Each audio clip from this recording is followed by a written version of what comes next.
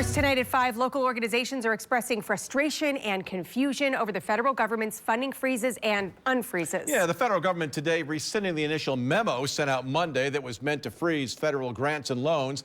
But the White House added to the confusion, saying only the memo was rescinded, not the full executive order to enact the freezes. Now, this is all playing out in court as nonprofits and community organizations find themselves potentially facing cuts. CBS 6's Tom Eschen spoke with some of those organizations and lawmakers today.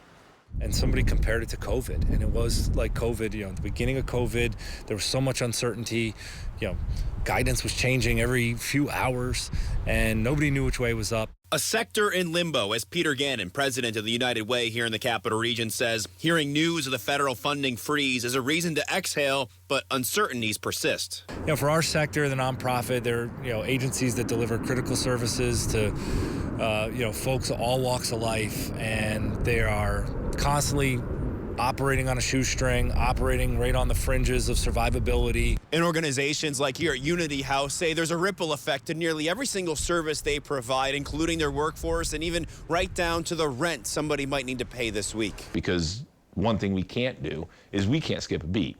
We still have to be able to provide food for people. We still have to be able to provide housing for people. We still have to be able to provide school education for children with disabilities, domestic violence services. The need doesn't change in the community. David Bach at Unity House says on Tuesday, while funding was frozen, they reevaluated everything and could sustain their services and workforce for now, but long-term hopes their vouchers are honored as scheduled. And that's really what it is. We have contracts with the federal government that we, at this point in time today, take for granted that they're just going to be executed as they were agreed upon originally. But there's a new landscape. Just like Gannon, Bach is also hoping for more communication and clarity moving forward. Reporting from Troy, Tom Eschen, CBS 6 News.